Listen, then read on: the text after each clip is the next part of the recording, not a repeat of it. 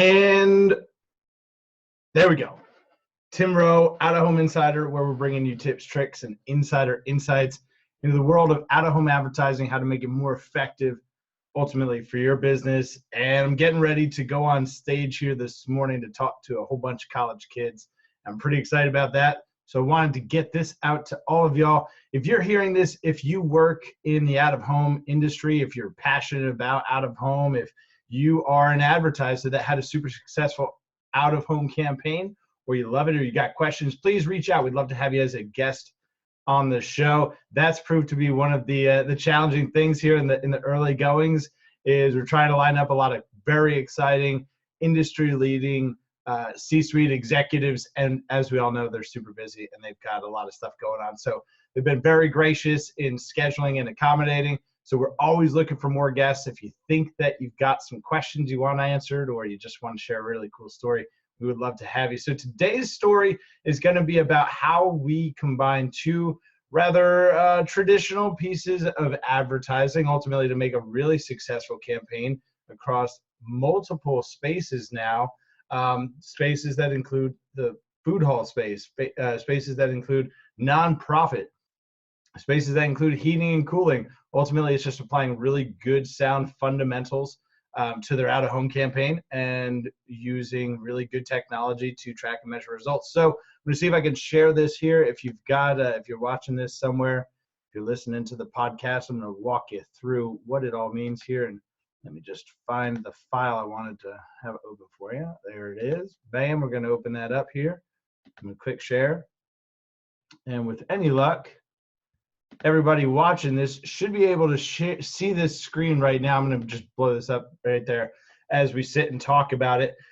So we have this really exciting newcomer to the market, a modern food hall, if you will. There's 6 or 7 different restaurants in there. There's a celebrity chef that has a restaurant in there. It's located in, it's sort of hard to get to, part of downtown Allentown, if you're familiar with Eastern Pennsylvania. So parking is a challenge. They went through and they worked out all the kinks in parking and worked with the parking authority to get free parking in some specific places to help facilitate people ultimately getting to the market. But they were brand new newcomer. Everything that had been in this space previously, the physical space where they actually have the food hall, had failed. So really it was a bit of a Hail Mary pass to make it work. So it started out with, we want to run outdoor. Love it. Awesome. Let's go. So we talked to them about our technology that would allow them to further deliver advertising to the people being exposed to the outdoor campaign. So the idea of it, it was really this, that, hey, we're gonna use a really rather data-driven, geo-specific approach to picking your outdoor locations. We're going to be very targeted with where we place your outdoor locations. And then ultimately, we're going to continue the conversation with your ideal target market that's being exposed to your outdoor message every single day, right? It's the same idea of Geico. Geico does everything because they want to talk to everyone everywhere, because you never know when that person's ultimately going to be in need of car insurance or be shopping around. So we wanted to apply the same type of idea, be everywhere, but specifically to our target market. So be everywhere to our target market, and then have some really good technology to track whether or not it's actually working. So when we started out, we said, all right, week 1, we want to measure our sort of control group. That's people who are just seeing the outdoor campaign and they don't get any ads served to them online, or the continuation of message, if you will. So week 1, we measured how many people actually showed up at the market that saw the billboard but didn't see an online ad. How did we do that? Well, we did it with device IDs, the handy dandy device ID that identifies your cell phone. So we see the cell phone. This is not a cell phone, it's a little camera. So we see the cell phone drive past the billboard. We don't serve it any ads, and then we wait and see if it shows up. And for every 100 people that passed the billboard, about two and a quarter, if there's a quarter person, if you know a quarter person, maybe they brought a kid. For every 100 people that just saw the billboard within our target demo, which was females, we were tracking women 25 to 55 because we knew that was the core audience. So everyone sees the billboard, but we want to measure the activity. How did we actually impact our target audience, our on target percentage with our advertising. So for every 100 women that we were tracking past this billboard, 2 of them showed up at the market. Yay, that's awesome, great, we're reaching our target audience and we're getting them to show up. In week 1, when we combined that same out-of-home campaign with the continuation of message component, continued serving ads to those individuals online, we saw almost 4 showing up in the first week. At the end of a 4-week cycle, what did that ultimately look like? Well, at the end of week 4, when women 25 to 55 passed the billboard and got served the ad on their phone, for every 100 that we did that to, 5 of them would show up at the business. That's pretty exciting, right? Be able to track the tangible result. That's pretty exciting.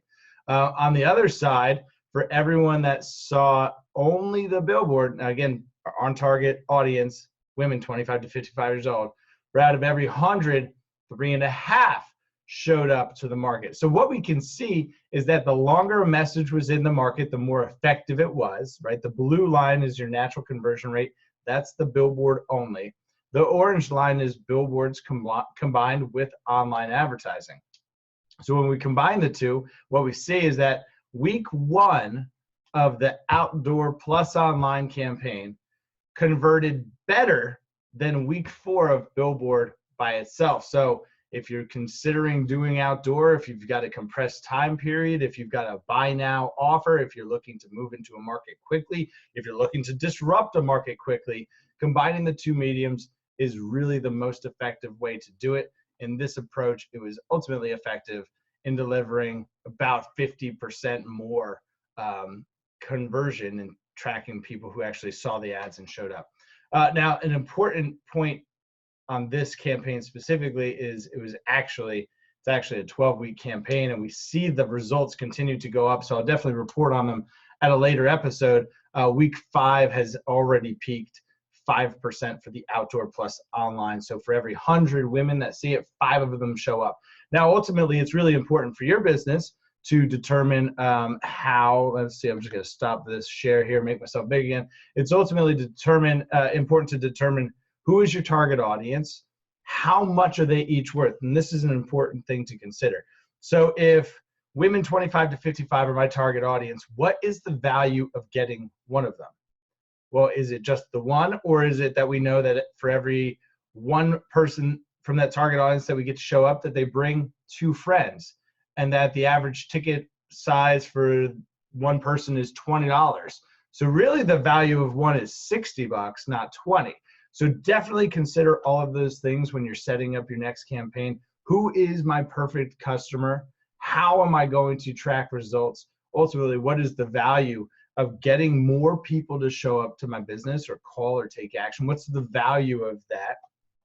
What's the lifetime value of that if I compound this over time? Really important here, we're looking at a sample size of 100 people, right? So for every 100 people that got that saw the billboard and the online ad, 5 of them would show up. For every 100 that only saw the billboard, 3.5 would show up. What's really important is let's compound that. Let's make it, 10,000. Let's make it 10,000. Hopefully I'm good enough on the hop with this quick math, right? So 100 times that is that. Okay, so it should be, instead of 5 people showing up, if it's 10,000, it should be 500 people versus 350. How much would 150 additional customers mean to your business? And if you knew that each of those 150 brought 2 friends and that the average ticket size was $20, then you'd know that that 150 actually meant 450 times $20, which is $900, if I'm not mistaken. A $900 difference. Now that's just for a restaurant. So that's their story. But what about for a nonprofit? What about for a nonprofit that for every $1 they put into advertising, they need to see at least 1 back to break even? But most nonprofits, they're looking for a return of between $5 and $7 for every 1 that they put out into the market.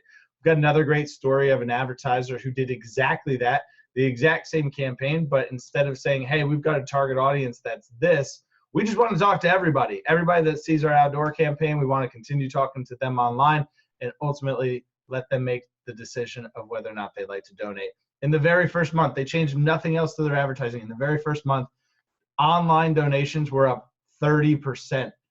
That's right, up 30% in the first month. It's really exciting. So don't take my word for it. Facebook just put out an awesome study that Facebook, when combined with out of home, is even more effective. Facebook does out of home. Amazon, Netflix, Google, everybody does out of home. Nobody talks about it because it's the best kept secret in the advertising toolbox. We're going to look back probably someday and we're going to say, hey, out of home was maybe the most undervalued on a cost per thousand standpoint, the most undervalued piece of advertising that we had in our entire portfolio. It was the most effective piece of the campaign. Fill the top of the funnel. If you love out of home as much as me, go ahead, click like, click subscribe, share this with somebody else. And if you're interested in becoming a guest, we'd love to have you on the show. We'll definitely have some great guests coming up here over the coming weeks. We've got Jonathan Gadai coming from Adomni. We've got Kim Frank coming from Geopath. Still a lot of big hitters left here for just 2019. 2020 is going to be an even bigger year. So from all of us, which is just me, here at Out of Home Insider, we're signing off. We'll see you guys later.